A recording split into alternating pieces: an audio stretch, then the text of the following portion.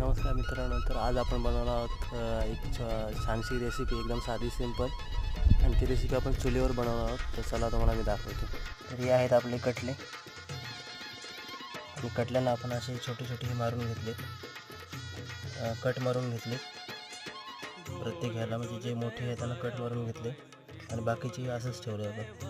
तर आपण वाटण्यासाठी काय घेतलं आहे, मसाला घेतला आहे, मीठ घेतलं आहे चवीनुसार, हळद घेतली आणि गरम मसाला घेतला. त्यात तुम्ही तुमची मच्छी असेल त्या हिशोबानुसार हे सगळं घ्यायचं. तर आता आपण काय करतो, मिक्स करून घेऊ. याला 10-15 मिनटं असंच करून घेऊ. मिक्स झाले असं पेटून घेतली. आता याच्यावर आपण तवा ठेवू.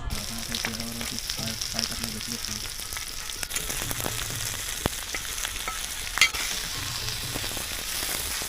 एकदम खरपूस झाली.